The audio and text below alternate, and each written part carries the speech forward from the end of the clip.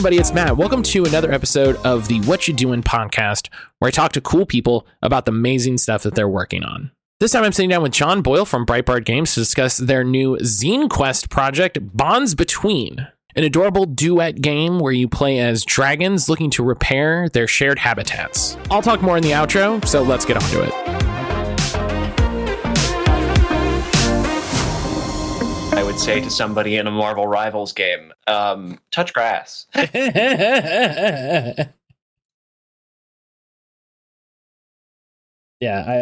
I say that on all time on stream when I take my break. I'm like, go outside, get some fresh air, touch some grass, do whatever you got to do. It's like, listen, in the good way, go out and touch some grass. You know, it's great. Just go out, be in nature for a little bit. It's a positive feeling. It gives you good energy. And also sometimes, buddy, go touch some fucking grass. Like, and those are really different. Like, those are different energies. Yeah. And honestly, like that's, speaking of touching grass, like that's genuinely like what half of our games are about, is just like go touch grass, man.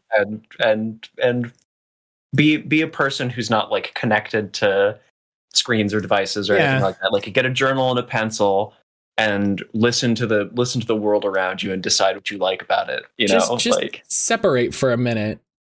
Yeah. Okay, everything looks good. I'm figuring out a workflow for doing video. Mm-hmm. And so it's a lot of like, okay, how do I do this? How do I want to set this up? How do I make sure that this doesn't look stupid or sound stupid or anything? And yep. I feel that. There's just like, there's so many little fiddly pieces of it. Mm-hmm. In trying to like get something to look polished, between like how you lay something out, or like video and audio editing, like how much of either of those things you do and to what degree. And there's always the struggle of like, if I spend an hour on it, it'll look pretty good. If I spend 2 hours on it, it will only look slightly better than pretty good. And so was that second hour, was that worth it? Maybe I should have just been done and I could have done two things. And it's always that back and forth. There is like it's true, I think, just like it's broadly applicable in creative stuff in general, right? Where it's like, at what point have I reached diminishing returns? Mm-hmm. At what point should I just be like, no, I'm not going to add another section to the game, or I'm not going to like fiddle with, 10th of a second bits of video editing here that are very likely going to be not noticed by the casual viewer. Right. And it's like, how good does that edit look? It looks fine. I don't think we're no one is going to pay as much attention to it as I will. And so that's, we can move on. Yeah. And like, truly, if you can get a couple of standout, especially like on shorter edits, if you can get a couple, like one standout moment, that's all people are going to think about. Mm-hmm. Mm-hmm. If you get one really good bit, like that's, as long as the rest of it is passable, it's fine. There's an article, I think, on, I can't remember who wrote it. It was a blog article the other day about like, don't hide the ape in your games. I saw people talking about it. I didn't have a chance to read it. I saw people talking about it. Yeah, I read some of it, but like the gist of it, because I also was like, oh, this is a good article, and I got halfway through it and I was like, I need to actually sit down and devote time to this, and forgot to devote time to read the full article. But always. It was basically talking about how it's important in this case in game design to not like hide the cool stuff. Don't like obscure it or like take forever to get to it. If there's a cool thing that your game does that is like its call to action, its selling point, whether that's like product wise or just like in the come play this, get to that and don't like obscure it in a bunch of stuff. In reference to an old video where they're like, count how many times the people wearing this pass a ball, and in the middle of the video, like a guy in an ape costume walks on, beats his chest, and walks off, and then the color of the curtain changes over about 2 seconds. And they're like, at the end of the video, they're like, it was 16 passes. Did you notice the curtain and the ape? And a good chunk of people are like, what ape? The curtain changed color? Yeah. Those, I remember seeing a bunch of videos like that, like early internet days, because like when internet video was so new, you know, you'd have the thing that my friends and I talk about all the time were the old like jump scare videos. Oh yeah. You know, where you just get sent a random video and you're like, what is this? What is happening? And then there'd be a big jump scare. And so like, I feel like that sort of video where it's like, oh yeah, watch the passes. You're like, I'm ready. What's going to happen? And then I love that curveball. I'm absolutely that person though. That's like, oh, the curtain changed. Oh, dog. Yeah. I saw the ape and then I missed the curtain. Because there was like, I felt emotionally that something about the video had changed, and then it ended, and it were like, yeah, okay, so I was right. It was 16 passes, and I saw the ape walk off screen because I noticed that he wasn't doing the same circling movement that the others were. And then I was like, I feel like something else is different, but I couldn't put my finger on it. And they're like, oh yeah, the curtain changed color. And you're like, I didn't notice that. I can't. I'm not going to take credit for noticing that, but I did feel like there was something. But yeah, I think there's also something to be said about like that video where like there's so much going on, and like the what you ask of the person looking at it is, you know, do this particular thing, and when there's so much else going on around it, you know, either you miss the cool stuff happening around it because you're focused on the one thing, or you notice the other stuff happening instead of the thing you're supposed to be focusing on. And that's every video game ever. Yeah. Either you read the tutorial and you missed the cool cutscene, or you saw the cool cutscene and you missed the tutorial. Yup. A friend and I were talking about this about Rivals last night because I'm bad at it. Like I was girlfriend picked Jeff, and that's who I play. Listen, there's nothing wrong with playing Jeff, but he is a war criminal. He's very cute. He's just a little guy. He's a war criminal. Every character in that game is a war criminal. Watch for my 2-hour YouTube video essay. Cannot wait. There's a 30-minute section devoted to Jeff players, and a 45-minute section devoted to people who play Moon Knight. Number 1, Magneto. I don't even have to say anything. We can move on. Yeah. No one watching this video I'm not going to reveal any secrets to anyone watching this video. Number 2.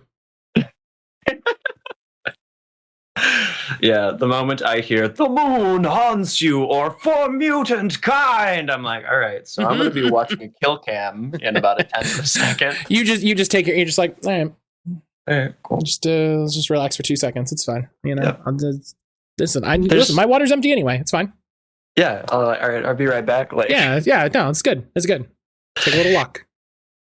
But we were having a similar conversation to just like, I do wish sometimes that there was like a little bit more game to Marvel Rivals because there's so much going on. And sometimes when everybody starts shouting alt lines and there's particle effects all over the screen and like the kill feed starts going nuts and there's like text flashing up because you or somebody else has done something. There's just like boom, boom, boom, boom, boom.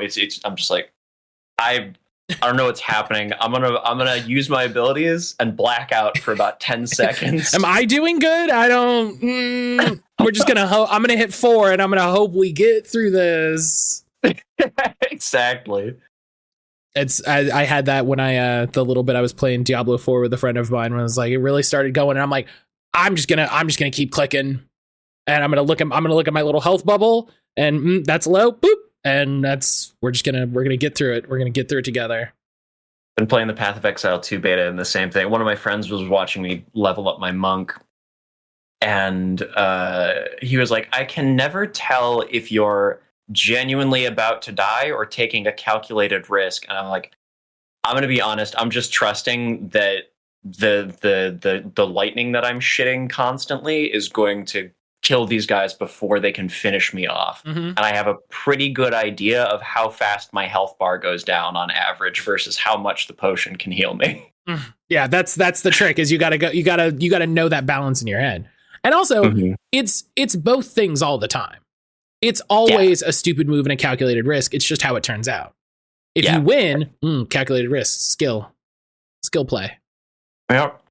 Most of the time, I'm like, I'm going to put the bell down and I'm going to hit it and make lightning go everywhere on the screen. And if the boss's health bar goes down fast enough, I'm staying right here. Yeah. And if it doesn't, I'm going away.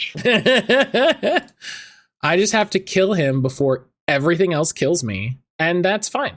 That's the game. Yeah. The joys of natural lighting is that I'm never quite sure. I need to turn this. I'm going to do this. What time of day is it here? Who can say? You'll never know. It's stream time. Know. It's stream time. That's what it is. It's the time for stream. I gotta get out of the habit. I gotta remember, because I'm recording this through Discord, to not click into a chat from my friend from Discord. It's very. I have to do that. Oh, it's so hard. It's so hard.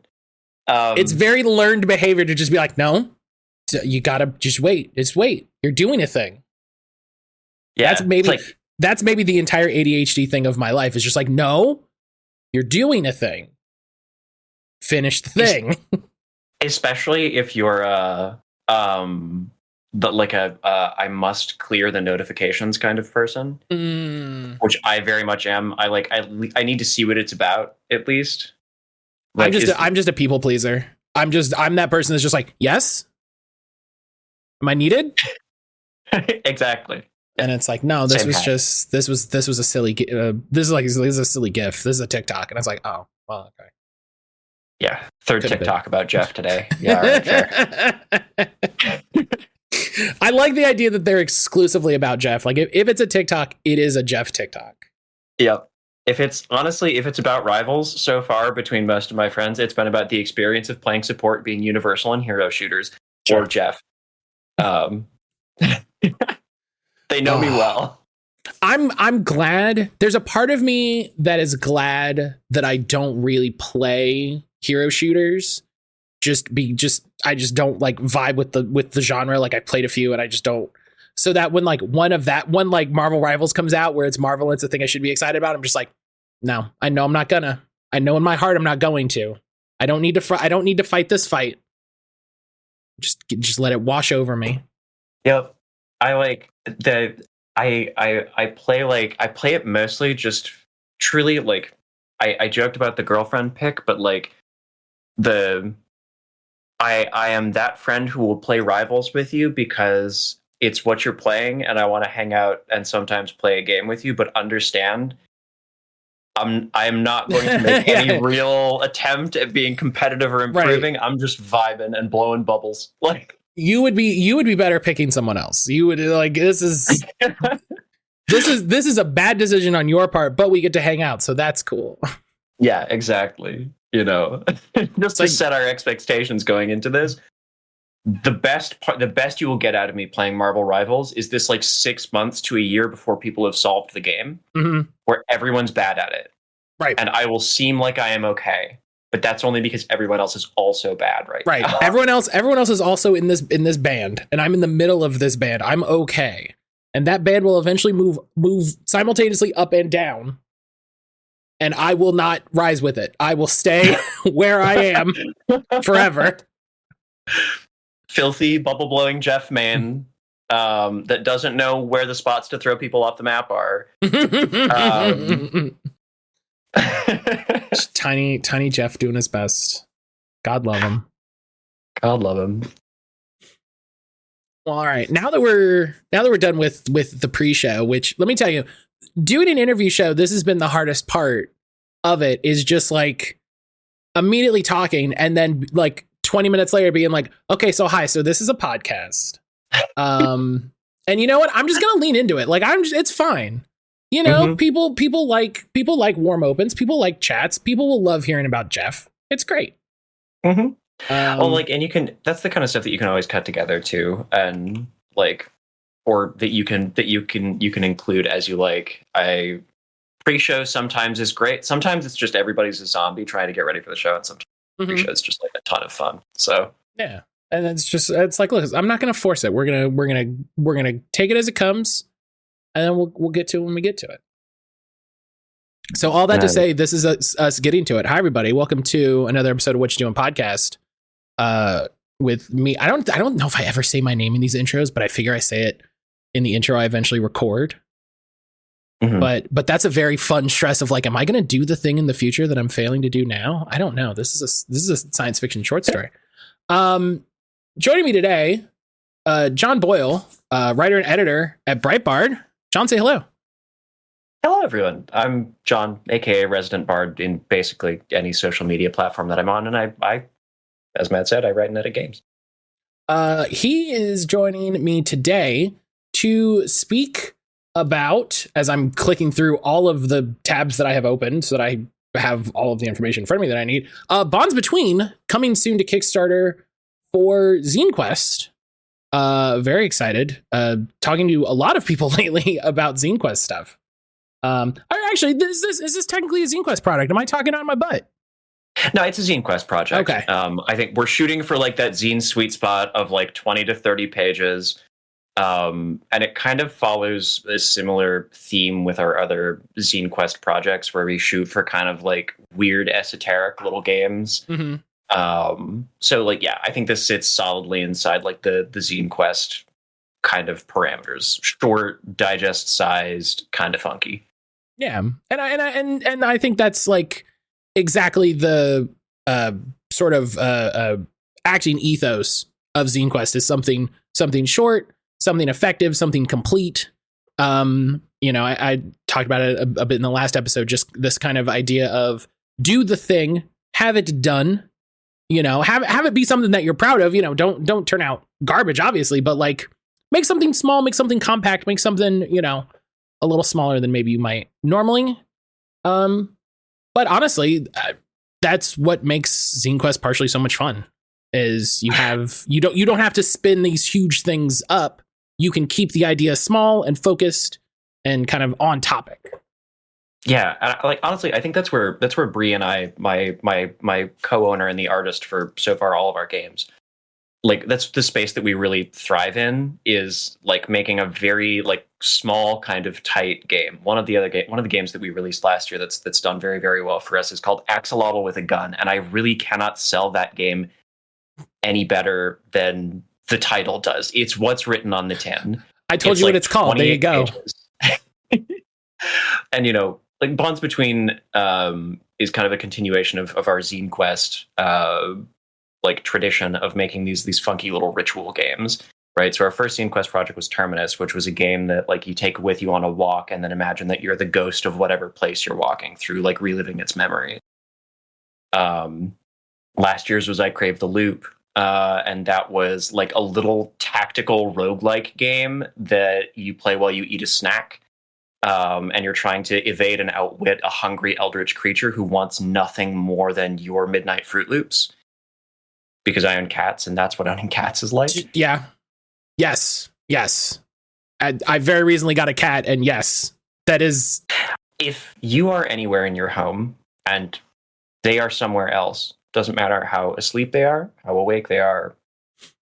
If you make the crinkle of plastic, the sound of a can lid popping. Hell, like one of my old cats used to, if you opened the right cupboard in the kitchen, only one of the cupboards that made a very particular sound when it opened, that we also happened to keep the tuna can in, she would just come bolting, like sub 5 seconds from anywhere else, no matter what she was doing. And she was there like, tuna, father, for me. They know. They're even our older one who's mostly behaved. My partner was trying to lead him off so we could let the other cat out for a little bit, and he was asleep.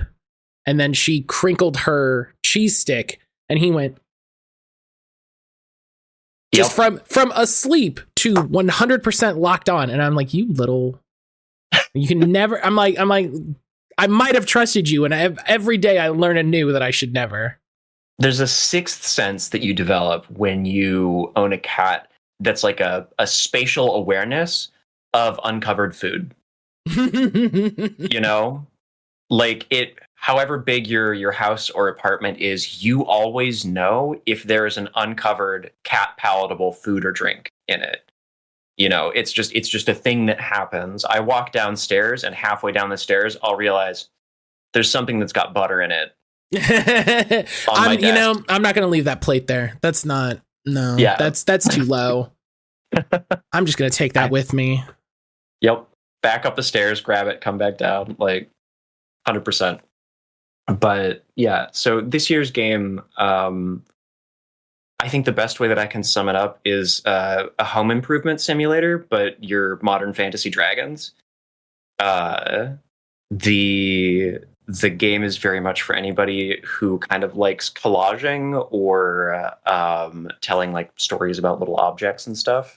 If you're emotionally attached to like little tchotchkes and things, this is a game that's very much kind of written for you. It's a long way to say gay people, John, but I get you. Yeah. I mean, that's also a running theme in our games as a company. Just on the back, it's just like so this is a game for queer people. All right, cool. That's do I have it here? One of the other zines we released was a riff on an old Tumblr meme. There you go. Longsword, Glock, bat, taser. But yeah, the gist of the game is that you play as a pair of bonded dragons who have neighboring layers that have inherited like a domain in some state of disrepair.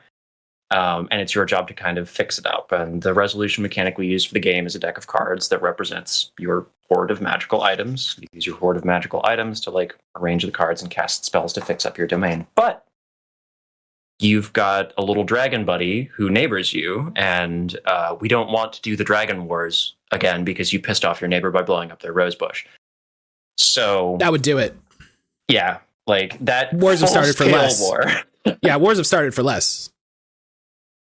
And so the idea is that you have to like trade cards and gifts with each other, and like kind of help each other with your projects and like negotiate how your spell work is going to happen, and kind of build this rapport with your neighbor because the game is inherently co-op. It's a 2-player co-op game, and so it's all about like the relationship between these two dragons, but also like the hoard of items that they kind of collect and build and use to expand their layers and their collections. Yeah, I was reading through the Kickstarter page, and I got really into the trading of gifts, aka the cards. I got really into this idea of and listener, I don't know if this is how the game is played. This is the image I built in my head reading the Kickstarter page, right? Is two people coming together to play this game with their decks of cards and exchanging the cards and using some of them over the course of play, and then they go their separate ways, and then one of those players independently goes and plays with someone else with their deck of cards, and you're changing cards, and you end up with all of these different types of cards in your deck with different backs and different suits and different faces, and they all look completely different. And I was amazed by that concept. Just the small, very very narratively packed illustration of play and change, and in something as simple as I have a different jack. Something like that. I was just so enamored by that idea. Yeah, and like that was kind of our goal, is that you would have like this storied artifact of play. Because one of the games that I know one of our collaborators really enjoys is called Beak, Feather, and Bone by Tyler Crumrine of Possible Worlds Games. Sorry, I had to think for a minute about the name of the company. Possible. What's the next word? Like, I've been there all the time. You're like, what's the second word? The second word.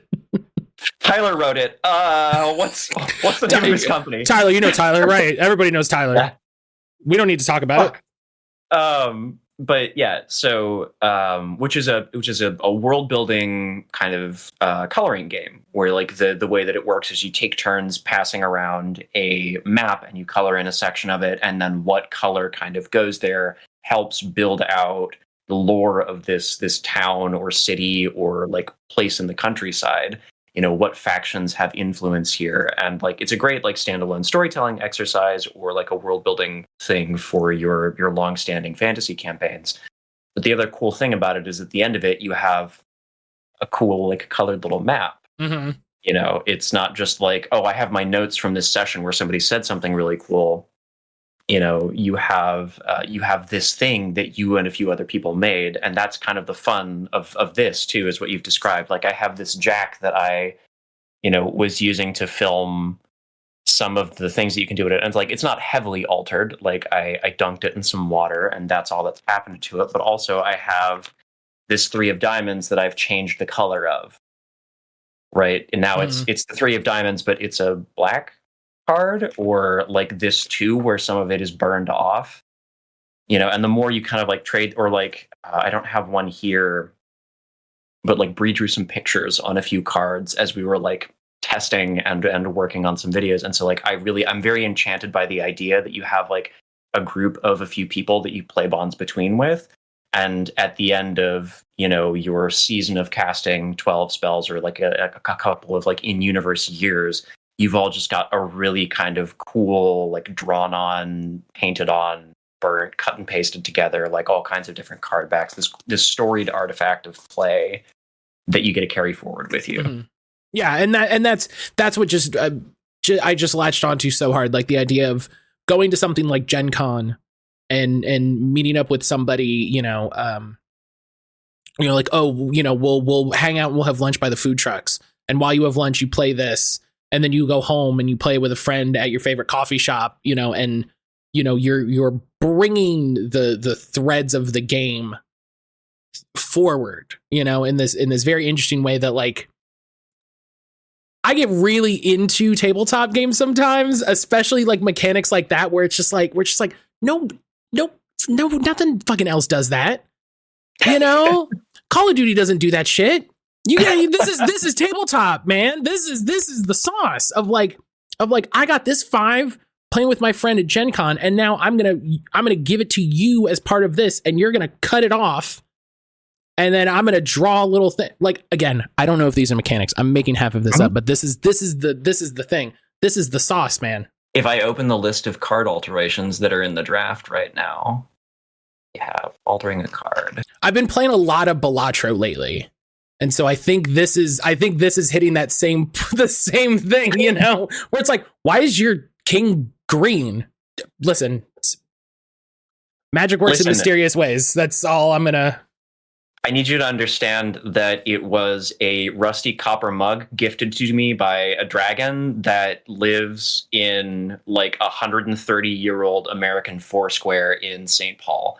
Yeah. Like they found it sitting in their basement when they moved in and cleaned, and were like, yes, this will go perfectly in my collection of cups, which is, I guess, a thing that I collect.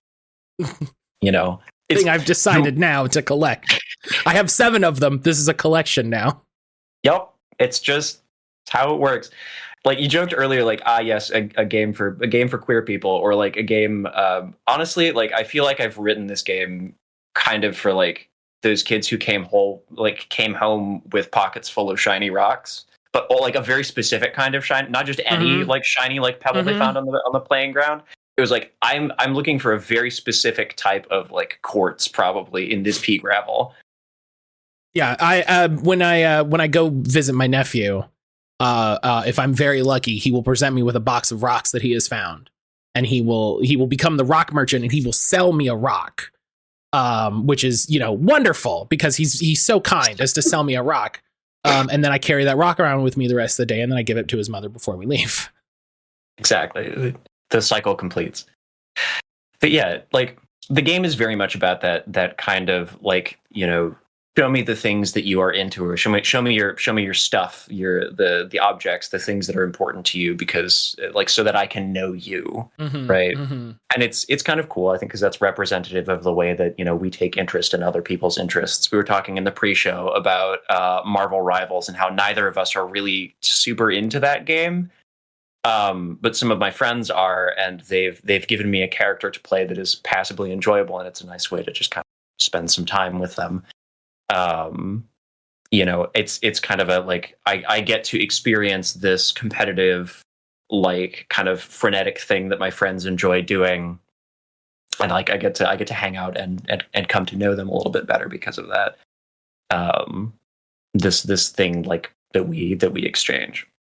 Yeah, for me, my Marvel Rivals experience is my friend who plays a lot of Marvel Rivals and will come to me with like, "Who's this guy?" Or "They got a new outfit. Like, what's this from?" And I'll be like, "Okay, so that's from this storyline. So what? Okay, so what happened here was." Like sitting on my pile of cute Jeff appearances in comics that I've been slowly accruing. I'm like, oh my god, have you guys seen when Jeff did this thing? I hope for the next battle pass we get Jeff like this, and it's just like, yeah, maybe that'd be good. I need Jeff in the little dolphin outfit that he put on so that he could go surfing at the beach because he wanted to swim but knew that he was a shark and it would scare people. That's what I need in this world. I don't want to give them ideas on ways to like take money from people, but like that's a solid idea. Like we both know you're gonna do it, so you may as well give them the thing that they want. Exactly.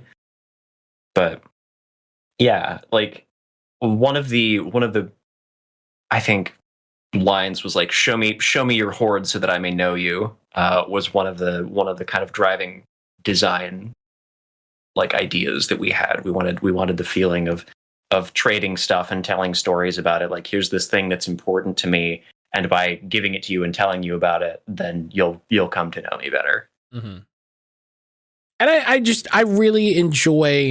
I really connect with the experience of sharing your interests with people. I think that's a lot of I don't want to say nerd culture specifically, but I feel like that's just like, it's hard to say that it's not nerd avergent queer culture, but like it just feels so just like, this is, look at my stuff is so cool, and then the other person goes like, yeah, your stuff is super cool, here's my stuff, and then you just get to yell at each other about your stuff all the time, and that's great. Like, one of my friend's husband, like there's some like he's very into board games, but also is like he pays attention to sports, which is not something that I'm particularly interested in. But like still, when I go over, one of the best ways to, I think, like spark conversation with people is to ask them about their interests, right? People are seldom more excited than when they get to talk about something that they know a lot about. And so like a question as simple as like, how are the Vikings doing this season? I get to learn a little bit about football that I might not have otherwise learned because I don't really engage with it very much. And they get to talk about something that they're very passionate about. I think that touches on, a thing not about this, but a thing that I've been trying to get better about over the last few years. And I think more people could, not at anybody in particular, but I think I see a lot of people do it, of dismissing other people's interests because they don't fit in the sort of milieu of your interests. Like I remember in high school and a little bit into college, and especially for nerd people, it was very common to dismiss interest in sports. It was very common to just be like, oh, the sports ball, and it's a thing looking back where it's like, well, that was just kind of being shitty for no reason. Like if no one around is like sports, like why are we talking about how we don't like it? And if someone around does like it, why are we just kind of being a jerk to that person? And so I've been intentional, and I've been encouraging other people to be more intentionally positive with their interactions with people. A very good friend of mine has been talking about approaching things, especially on like social media spaces and the internet in general, of like approaching things with kindness, approaching things with positivity, in a way that I think it's, hey, we're recording this on January 20th. In a way that I think it's like, it's yeah, difficult to be positive sometimes. Right. And, we were talking about it in the pre-show, like the logging off, touching grass, and, it's used as a pejorative, but also like, sometimes you just got to disconnect and kind of re-center. And I think that's a lot of it, is approaching things with kindness, is being able to sort of step away, recenter with yourself, sort of readjust, rebalance, refocus who you are. because that, that's for me how I feel when I get a little too online, get a little too, a little too zany, is I'm getting farther away from who I want to be. And it's why, again, we were talking about this in the pre-show, why I appreciate, I've been finding more games like this, these ritual games of things that happen around the things you already do. And as a person who I've played games my entire life in various ways, I love the idea of not gamifying, that's not the word at all, but just introducing like whimsy and play into the normal spaces of your life, like the regular spaces of your life. Yeah, and like that's something that's so, like, I would say very important to us in a lot of the games that we write, like in this genre, where it's like, when I was a kid walking home from elementary school, I would listen to like the kind of bare fall trees like creaking in the autumn wind, and I would tell myself just wild stories, because like I grew up on a diet of fantasy media. I read Harry Potter and Percy Jackson and The Hobbit and a good chunk of the Lord of the Rings series, or had it read to me by my parents. And so like all of a sudden I'm envisioning myself in Mirkwood taking a walk home from school. That's like 6 blocks or something like that. And that's the kind of, I think, experience that I want these games to evoke, is doing those, finding little moments of magic in the kind of everyday mundanity. Yeah. And all those series you mentioned are series that are very focused and interested in obviously the capital M magic of nature, but also the lowercase m magic of nature, just the magic of nature existing and of green spaces and natural spaces. Yeah.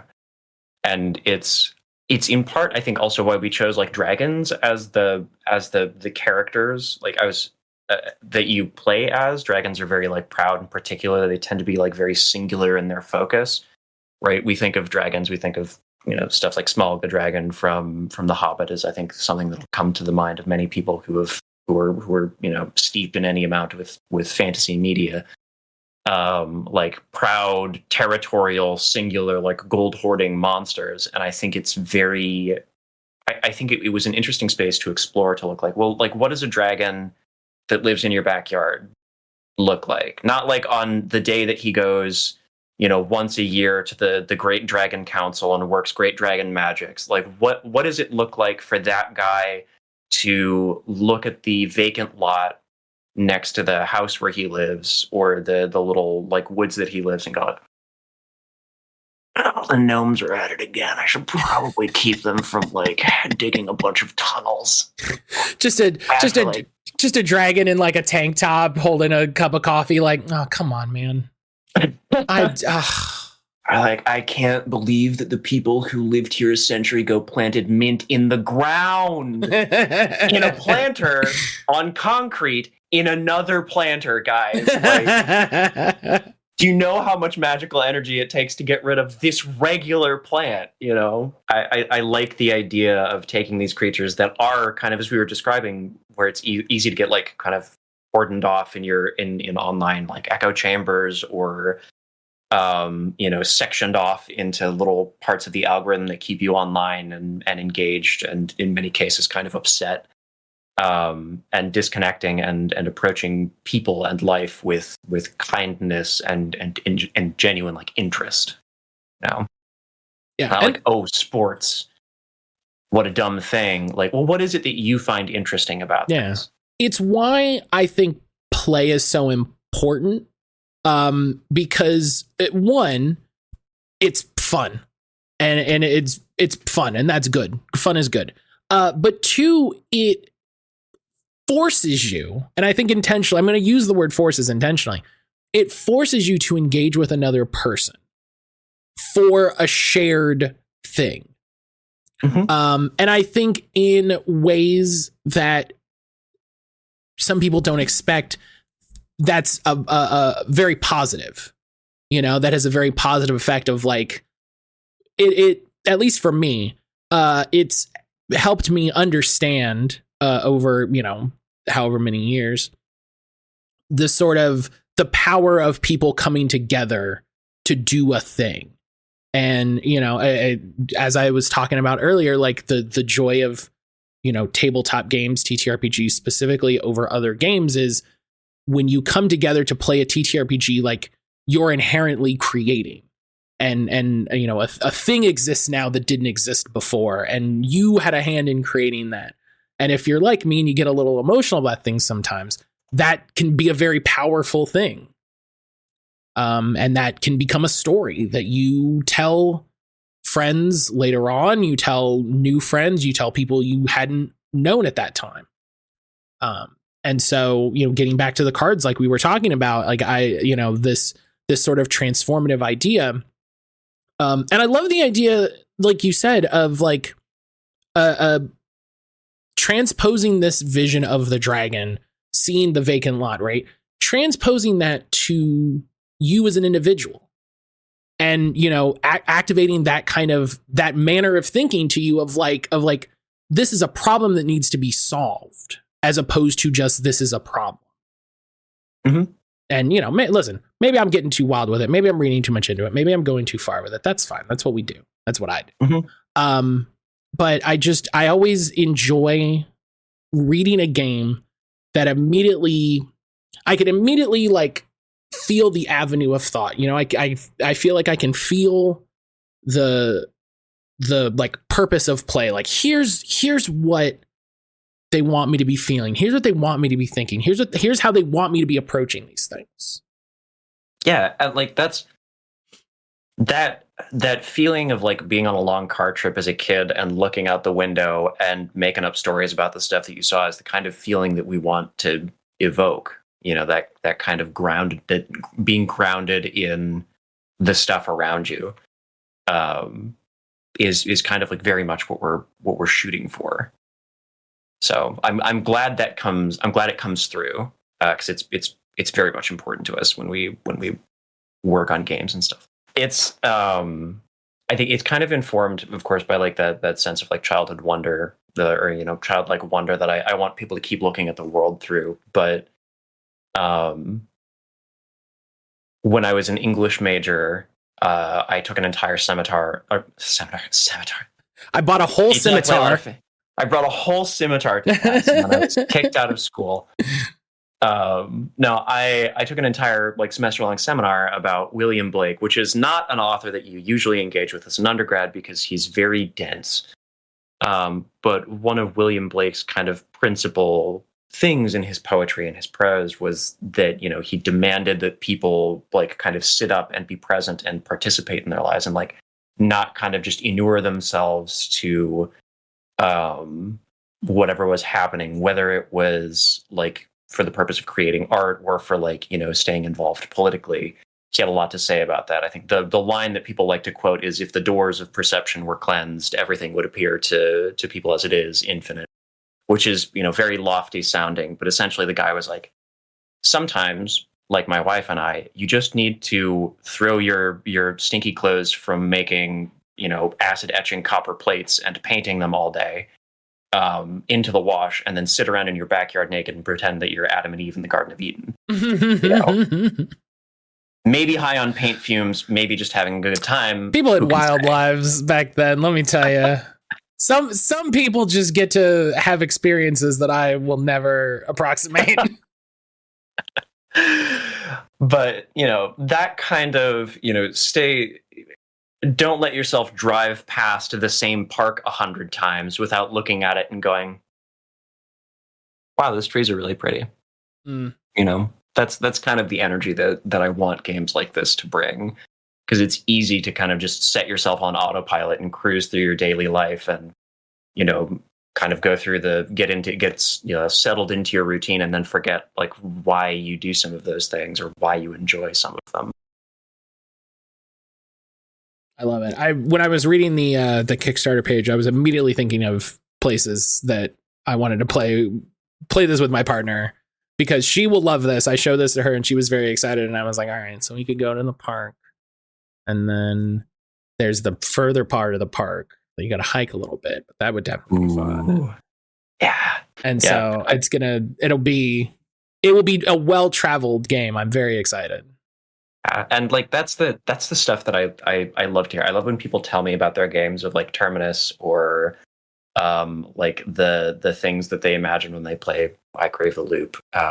These are always it's fun to hear about like the places that people take these to and the kinds of like stories, because it's always so very different from the stuff that I've done, because the joy of these games is that they ask you to look for stuff in your environment as part of like the ritual component, or find a place that's meaningful to you to play. And so when you do that, like it immediately shifts to like, okay, well, we're both nerds who like tabletop RPGs. Surely we have similar tastes, right? Sure, similar enough. But the things that I think are interesting and the things that somebody else who plays Bonds Between or Terminus or I Crave the Loop are interesting or that stand out to them are different. And then the personal experience that they bring to it is different. So like they're prompted to think along a different, the media that they've consumed is different, prompted to think along a different avenue of creation that I would have walked down. And that's just, it's super cool. It's super cool to me to see that. Right. And like you said, there are things that you would never have thought of that you're like, oh, that makes perfect sense. Now, like being presented, I wouldn't have thought of this in 100 years. And now that we're sitting here, yeah, that rules. So to get to questions, we don't ramble the whole time. Try to be professional about this. So you and Bree design games together, as you have for a few years. When did you sort of come together and sort of start designing as a duo, as a pair? We met at Gen Con in 2019, played a bunch of games together, freelanced on a bunch of similar projects, and then eventually like I started writing games and had her do art for them because we were friends and I was very familiar with her, and I was like, hey, this seems like something you would like doing art for. Do you want to do art for it? And we did that a few times with like some one-page games and some smaller stuff. And I'm like, maybe we should do this like by design instead of by accident. And so maybe we should head into this with me writing a thing and you drawing a thing, and that's the get-go. Yeah, it's assumed, and then like we can figure out like the business side of things. And so we've been doing this for a couple of years now. Where I think Terminus was kind of like our first official project together as Breitbart Games. And you know, we've kind of just been steadily trying to like put out a couple of games a year, a few zines, and then step up going to conventions and do all of the fun small business stuff of like finding games retailers and stuff to sell our games and to kind of like expand a little bit. So it helps us do it more and more full time. But yeah, the short version is we met at Gen Con, became kind of fast TTRPG friends, and then somewhere about 2.5 years down the line, one of us was like, hey, want to be business partners? And the other one was like, we're already business partners. We've been partners for 6 months. I already sent you tax paperwork. What are you doing? Exactly. I miss Gen Con. I don't know. I went to Gen Con like 2-3 years in a row, and it was an amazing experience. I don't know if I'll ever go back, but it's very powerful to go from what feels like a very small hobby and not an insular hobby, but a thing that you know, I think it's very easy to feel like sometimes your hobbies, you're like, I'm like the only person that's into this, or I'm the only person that likes this type of game or something like this. And then you go to something like Gen Con where it's like, where you're like, I'm the only person that likes this dead card game that you can only buy on eBay. And then you go to Gen Con and it's like, oh, here's 40 people in a room doing a tournament all weekend. Do you want to buy in? It's like $20. And you're just like, oh, cool. And just imagine that for every game. I frequently describe Gen Con as the most fun I will ever have standing in lines because of that experience exactly. Like there's nowhere else that I can be standing in line for something and know that I share interests with like everybody in a 30-foot radius of me. Yeah. You know, standing in line for coffee, probably not. Standing in line for a game at Gen Con or like at the Dispel Dice booth or whatever, like guarantee that a bunch of us can talk about Gloomhaven or something, right? Yeah, it's very, you know, getting back to the community thing that keeps coming up. It felt amazing to be there and to see, not even just like in the dealer room where you see a ton of people, but walking through the convention center, walking through any of the rooms, walking through any of the spaces, there are people gaming everywhere like there are people in the hallway, like outside of panels, like playing, Magic or playing cards or playing some little, and it's very, it feels good. It's that positive feeling I keep coming back to. But I love, you mentioned like fast TTRPG friends. I've never made friends faster than in the TTRPG space. People keep ragging me about the podcast where it's like, I have like different people that I want to have on and talk about different stuff. And then it's like, oh man, I'm talking to some new people for the podcast. It's very exciting. They're like, what do they do? What do they do? And I'm like, they're TTRPG people. And I'm like, I know a lot of TTRPG people. There's a lot of them. They're around. It's also a much smaller industry than people refer to it sometimes as like the industry or whatever. And I'm like, there's like 500 of us in a trench coat, which really isn't that many. Yeah. It's not hard to just like, you just imagine like a crowded room and you just look across at somebody and you're like, hey. That's most of the RPG industry right there. When you get the dealer hall at like PAX Unplugged or Gen Con, like you can point to a lot of the people who are doing some really, you can find it's just such a dense collection of people who both enjoy, engaging in the hobby, from like playing games, running games, to also like people who are doing just tons of really cool stuff making games in there. I've so many people I know went to PAX and I was like, jerks. with your travel. So you mentioned you've done 3 Zine Quest projects so far, like the last 3 years. We touched on it a little bit in the beginning. What draws you to make a project for Zine Quest? I think Zine Quest is a really interesting initiative, and to Zine Month, the idea of zines, to separate it from the Kickstarter thing slightly. Like, what is it about the idea of making a game in the format of a zine that it excites you, that interests you, to make you do it again and again and again? I, as a creator, the kind of person that I am, I love just really small, kind of tight games that do the thing that they do really, really well. Well, I talked a little bit about it, but originally I was an English major with the intent of being an English teacher. And so I took like a fair amount of writing courses and stuff. And one of the like common pieces of wisdom that I hear for like fledgling writers, or what a lot of, I know, creative writers will do, is kind of cut their teeth on short fiction, short stories, because it's a good way to kind of build up those skills of like, you don't have a lot of space to waste in a 5-page story, right? If you're writing 2,000 words, you have a lot less room to meander than if you're writing a 50,000 word novel. And I feel very much the same way about games. I love taking an idea that I have about something and going, how best can I distill this experience down to its most essential parts and really evoke like a powerful feeling of a particular kind of play. So for Bonds Between, we've been talking a lot about like that feeling of like talking about your hobby to somebody. For Terminus, it's the sense of wonder when you finding that sense of like wonder when you go and take a walk somewhere and thinking about, just being present in a place. For Axolotl with a Gun, it's like, I want this to be like an arcade style tabletop RPG where like you slot in a quarter and then you are a little weird amphibian with a gun slaying out for the next 90 minutes of tabletop RPG play. Just tell me the goofiest thing that you want to do to that pile of like tech bro robots over there trying to suck up your lake, and we're going to roll with it. And I really, really enjoy working in that space with games, both creatively and because like I know well the struggle of trying to get people to move away from their like long form campaigns and take a break to play something else. And so I really like games that you can pick up, know what it is in a couple of pages, make characters in like 15 or 20 minutes tops, and then play a game like you would pick up a board game off your shelf.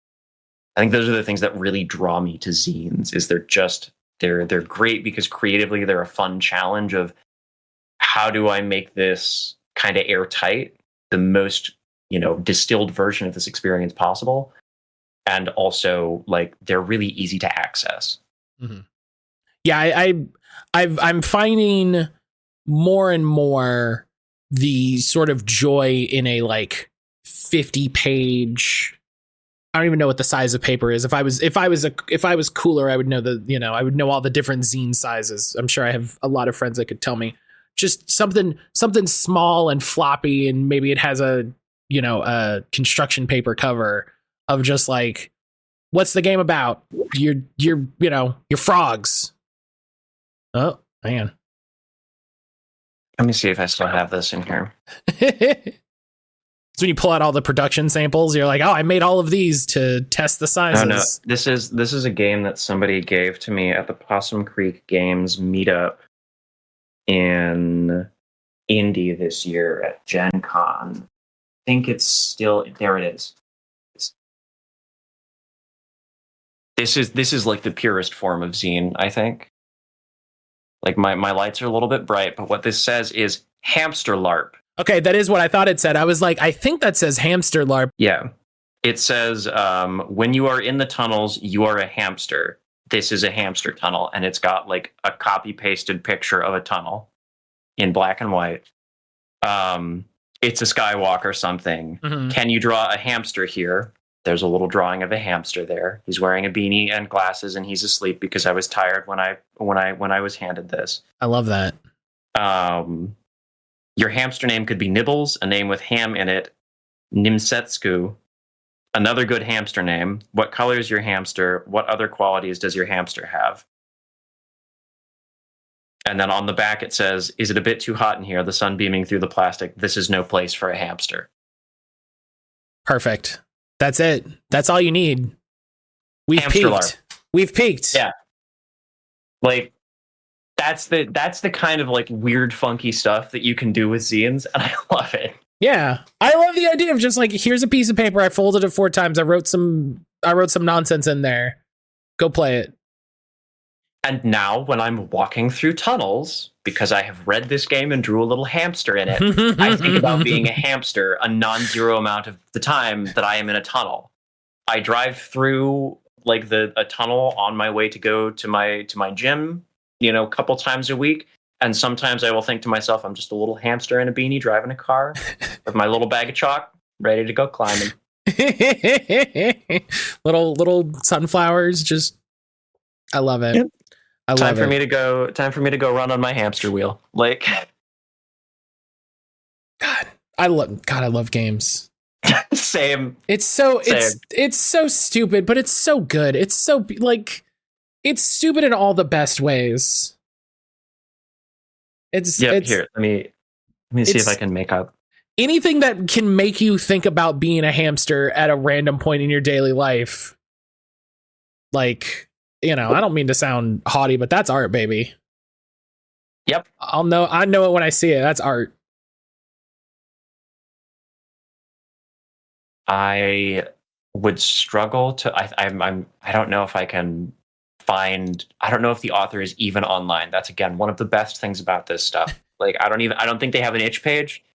I don't even know if they have social media. Who gave this to me? They were just passing them out. There was just a ton of people. This name could be a pseudonym. I would have no way of knowing. Mm-hmm. An interaction as fleeting as a summer breeze. Frankly, just we two ships. Pizza. 2 ships passing the night and forever changed. Yeah, we shared pizza. Talked about Uzeba's bed and breakfast. They gave me hamster LARP. Bria and I drew hamsters in the little zine, and then talked about being hamsters at Gen Con, and then we went off to do other RPG stuff. It's beautiful. I'm trying to find the I don't even know how to find this on Kickstarter. I backed up RPG forever ago. Never mind. I don't remember the name of the projects. It's not going to be important. If I find it, it'll be in the show notes. Look in the show notes. But it was a 1-page TTRPG about playing as a goblin. And the favorite topic. Right. You know exactly what you're into if a game says you are a goblin. You're like, all right, here we go. Or no, I think it was orcs. Again, it's been a while since I thought about this game.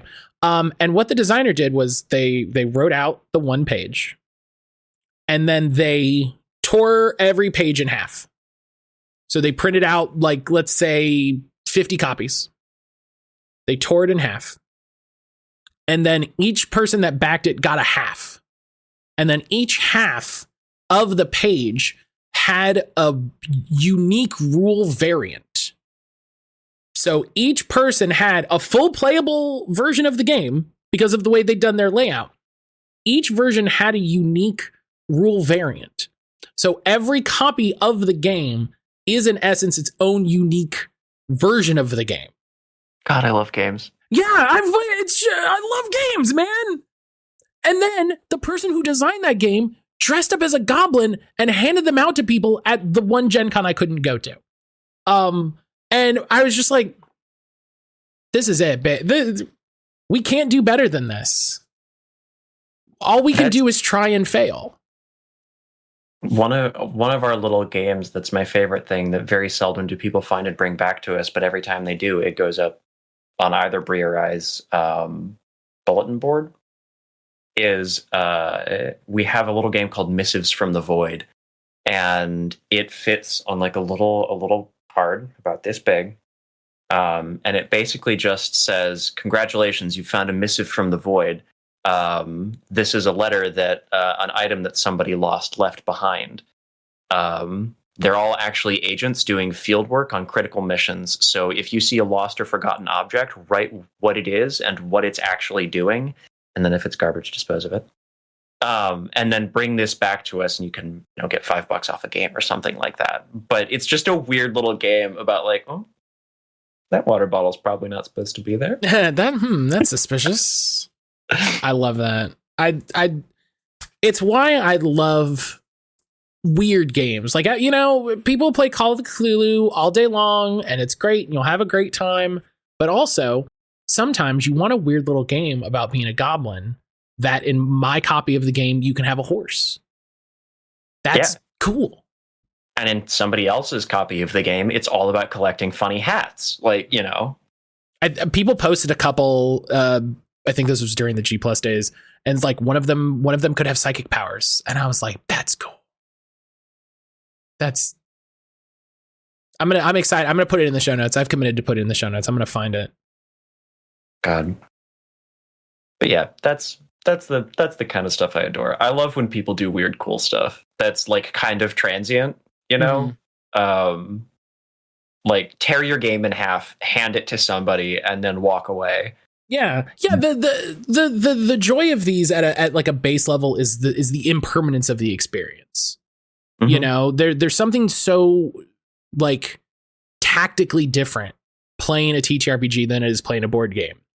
Because I'm going to break out a board game, I'm going to put out all the pieces, we're going to play with the pieces, and the pieces are all going to go back in the box. And one of the biggest innovations in the last couple years of board games is the concept that maybe all of those pieces don't go back in the box, or maybe sometimes new pieces arrive. And when you say it like that, it doesn't sound as groundbreaking as it is. It's just like, oh, maybe sometimes you get some new cards. Mm-hmm. But that was like kind of the idea of board games, was it has these pieces and the pieces go out and the pieces go back. But when you're playing a tabletop game, the pieces are different every time, even if it's the same people, especially if you're playing different games. And seeing how those pieces change over the course of a game. Like, I think there's a number of RPGs that are starting to incorporate physical components in interesting ways, that are starting to do interesting things with having bits. Hey, stupid. This game is a great example of like, you have a deck of cards, and that deck of cards is fundamentally going to change. I might ask you to go bury one of those cards in your yard and maybe never see it again. Like, that's a thing that can happen. That rules. That's like the coolest thing. Maybe you find it when you're digging up your garden in the spring and you're like, right, I put this here, you know? The World We Left Behind is the game I spent the last minute trying to remember, of just like something that seems so simple as like writing on a card and changing that thing like forever. Like I feel like I've said this too many times. People listening to this are going to be like, Matt, shut up. Talk about something else, please. But you know, it's the impermanence and the immutability of these games that I think, for me at least, is what makes them so exciting. It's why I think what makes them exciting for people overall. It's why people design them. It's why people play them. It's why we're continuing to see, you know, different things. Yeah, like Zine Month genuinely is one of my favorite times of the year. Like I cut my teeth as an editor, like editing a ton of Zine Quest projects, and that's everything from, you know, like some Mort Borg supplements to like a weird solo like game where you manage a sad space zoo run by an AI that collects, like, is trying to collect one of everything in the galaxy. Another one where, like, you know, I was curious what you meant by sad space zoo, but then you got to the end and I understood. Mm-hmm. I was like, why is it sad? Oh no, I got it. Yeah, it that's an impossible task. And like another one by the same author that was like a kind of a cool world, so another solo kind of cool world building game where you're like a spirit trying to manage like a group of heroes adventuring, but you're not like powerful enough to do anything other than like subtly kind of like send dreams, or, you know, you're not here to like make them more powerful. You're here to keep them from like getting in a fight and hurting each other, or like doing something stupid, or like, you know, your influence is limited to like kind of sending like sensations or dreams or memories or like little kind of prophetic visions or whatever. And I was like, this is kind of cool. The game's called Caretaker, I think, or Caregiver, something like that, by Aaron Aviram. But it's a neat little game, just like this funky little thing about being a guardian spirit trying to take care of some dumb adventurers. Just everybody loves a game where you take care of stupid little Borbos. Just like, no, come on, please do the thing. Just because you like stick with metal on it and they like magic doesn't mean that you can't get along. Yeah, just come on, guys. They touched a cursed object. I think they grabbed a cursed sword because it looked really cool. God damn it! I'm gonna have to go charge up in the light of the full moon again for this one. Yeah, this is all right. Yeah, all right. This is gonna be a whole thing. That brings us full circle. That brings us back to the healer experience of just the light of just like, why did you do that? Why did you think that was going to go well for you? Now it's my problem. Yeah, back to pre-show talking about the support experience in hero shooters, where somebody stands in the open with no cover and gets beamed by the entire enemy team, and then goes, "Why didn't you heal me?" And it's like, my man. Yeah, no, it was a waste. It would be a waste of efforts. The numbers, I want you to think a minute about the numbers in this situation. 6 of them, they deal any amount of damage. 1 of me, your health pool. This is a simple arithmetic. Right. There's 5 and 1, and that math isn't going to math. One of the small things about the book that we're kind of excited about is that it's a square, and that's very enchanting to our layout designer, who's been dying to make a square book. I do enjoy that it's a square. Mm-hmm. I do, like, very photo album feeling. Yeah, it's the small things that, like, it's the small details that you notice sometimes. You know, it's the little ways that it grabs you that your like conscious brain doesn't recognize, but your lizard brain picks up and is like, well, that's not regular. That's not how the always looks. And it's what makes you like stop for that half second and go, well, hang on. What are you doing? What's going on over here? What's happening here? I had something else. I'm not going to think of it. And that's why I write things down. That's why. I have a little note card in front of, like, I always keep like a little note card or like a journal page in front of me when I'm chatting on like a podcast or like a stream or something like that. Just so that, like, if I have an idea, I can like quick write down 2 or 3 words while I'm listening, so that I don't, arrive at a pause in the conversation, reply to somebody, and I can look down and go, oh, and by the way, I need to get better. Because I'm writing them in a digital notebook because I have my phone more often than I do my journal. But also, if I was better about having my journal around, then I could write down the ideas and then they'd be available. Mm-hmm. I went back and listened to the second episode ever of Party of One podcast, if you're familiar with it, from Jeff Stormer. Yeah. And there was, I was listening to the third episode, but then we ended up listening to the second episode, and there was some like weird audio stuff and all of that. And I was like, this makes me feel better about the difficulties I have. Because it's like, yeah, I also still don't know what I'm doing. And at that time, Jeff probably didn't know what he was doing. And that makes me feel better overall. It's a learning. Hell, if you go back and look at the first like 10, 20 streams of Critical Role, who are, ostensibly a multi-million-dollar company right now, there's some real scuffed stuff happening on those early Geek and Sundry streams, from like the audio quality to like video. I was actually just talking to my friend about that. We were talking about Titan's Grave, because of my friend's Discord. He loves Titan's Grave, the Will Wheaton actual play that was happening at that time. Mm-hmm. And they were like, Titan's Grave was so good. It was tightly edited. It was pre-recorded. They had a lot of graphics. They had rule stuff. And I was like, yeah, it's really weird that the show that did absolutely none of that is the one that got really popular. But that's how it goes. It's, can't predict it. Mm-hmm. Well, like, I don't know. It's sort of the same with us. We can never really tell which game's going to be a smash hit and which one's not. Like, there are plenty of our games that sell pretty well, that people like and think are really, really cool. And then I write Axolotl with a gun, and we have to reprint, after 6 months because it's sold so crazy well, because people are like, oh my God, I want to be an Axolotl with a gun. Well, yeah. It's a very evocative title. Hey, do you want to play Axolotl with a gun? Like, all right. You don't have to ask what are we gonna do. Right. It's like okay. All right. Let's see what happens. And this is just an enormous. We're on video, so I can do this. This is just an enormous shout out to Bree as an artist, because the cover is also extremely compelling. Oh, Bree's art is great. I was actively just looking at Bree's website yesterday. I was just poking around.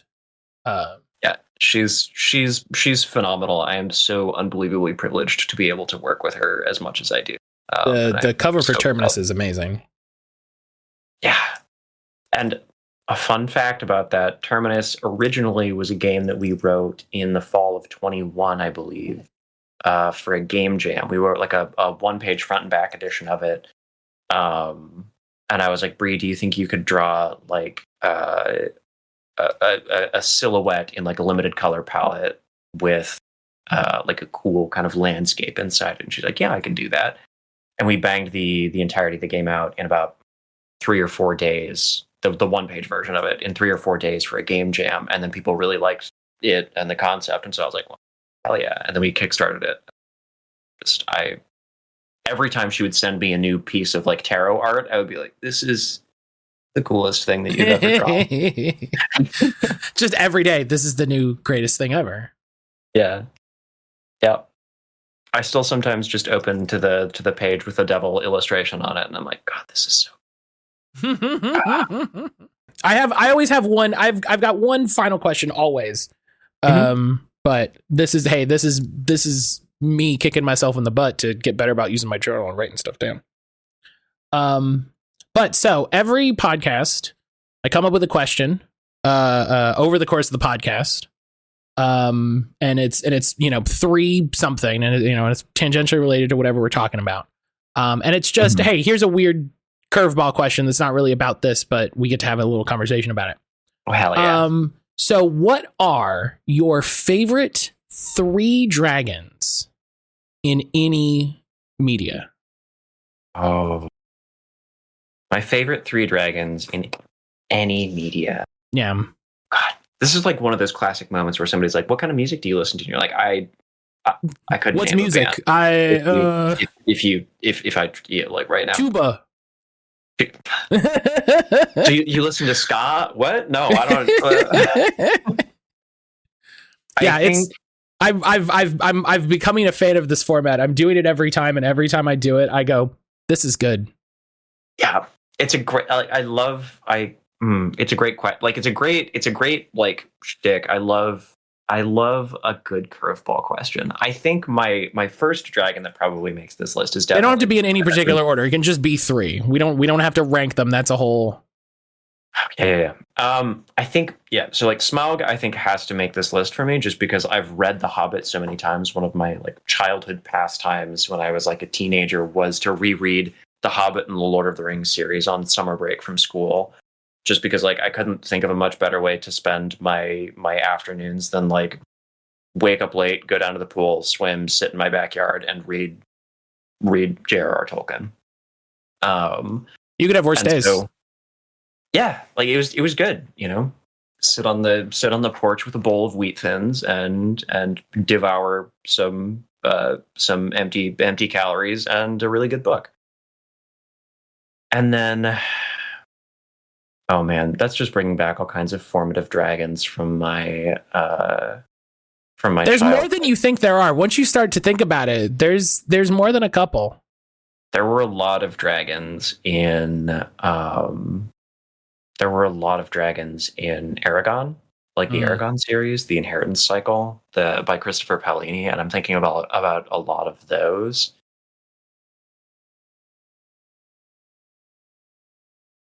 I think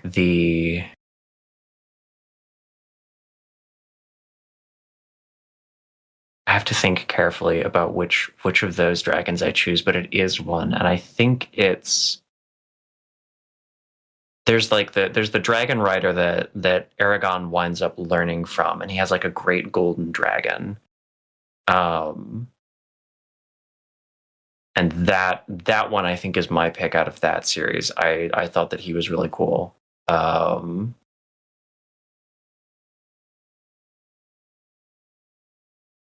Third pick. Like going through a lot of childhood IPs here that I really enjoyed. Ooh, okay. Here's maybe a curveball one. Okay, I love them. I played a lot of the Metroid series when I was a kid. And Super Metroid is one of my favorite games. And I'm gonna throw like either Ridley or Crocomire on this list. Like weird sort of dragon-like entities that existed in the superheated interior of the planet.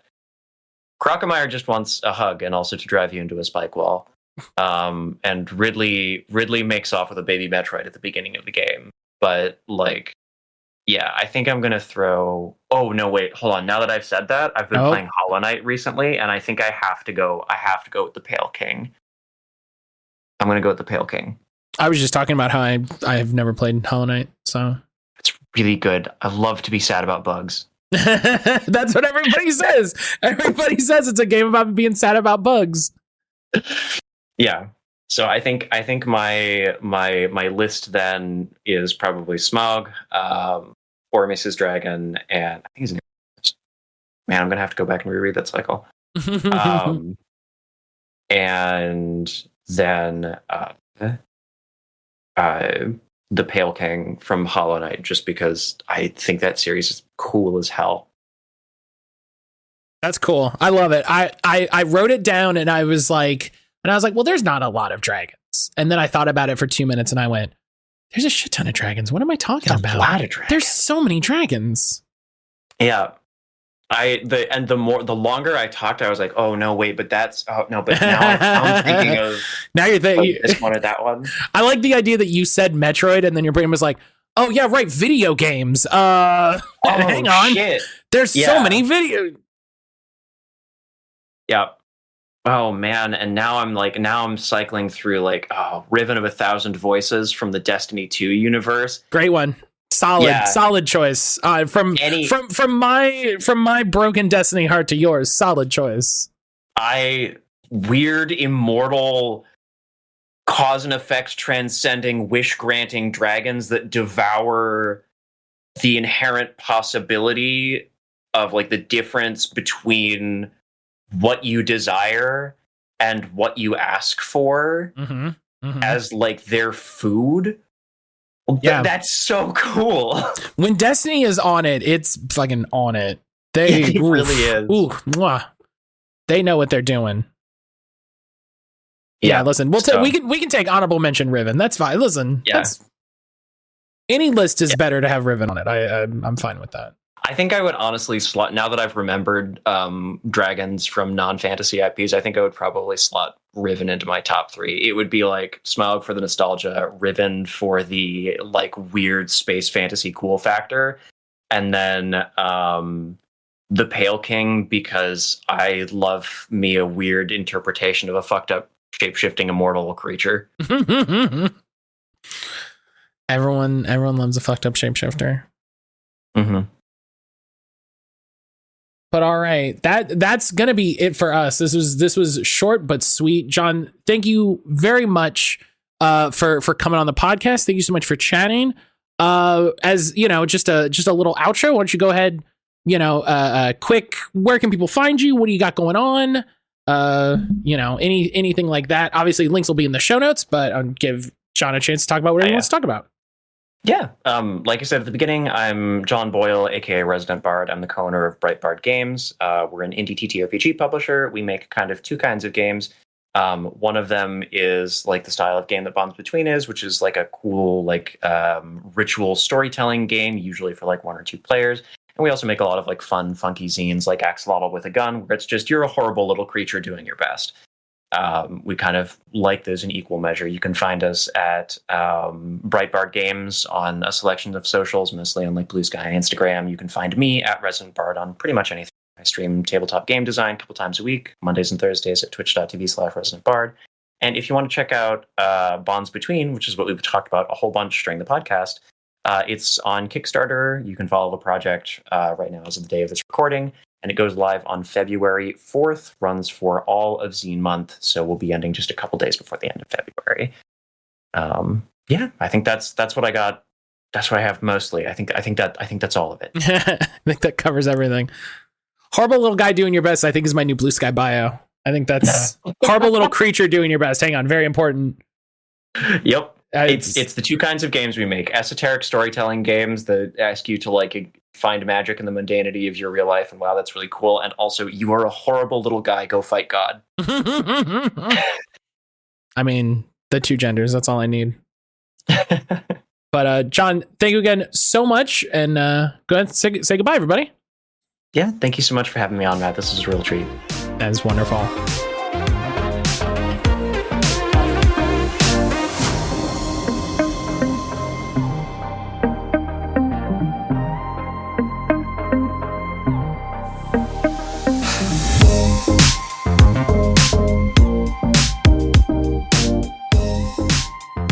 And that's the interview. I want to thank John so much for coming and sitting down with me and talking to me about Bonds Between. I'm so excited to check this game out. I'm really looking forward to playing it with my partner. I think she's going to absolutely leap at the chance to play it any chance we get. The link to the Kickstarter campaign will be in the description. You can go and pre-save it so that as soon as it goes live, you'll get a notification. Links to everything else related to John and Breitbart will be in the description. So if any of their other games that he talked about sounds interesting, you can go check them out. The links to all of the show's pages will be in the description as well. You can come check us out on Blue Sky or Patreon. $5 on Patreon gets you the video version of every episode. Very soon I'm going to be adding the video version of the first episode absolutely free for everyone so they can get a little taste of it. And soon it'll include ad-free episodes because I'm trying to figure out all of that. But again, $5 is the only tier on the Patreon, and I would be very grateful for your support. You can also find links to find me on wherever you want on the internet. I stream EST mornings 5 days a week over on Twitch. I would love to have you come hang out. It's the main thing I do outside of the podcast, and I think you'd have a great time. I already have the next episode recorded, so I'm jumping straight from this to working on that. If you have any feedback, questions, comments,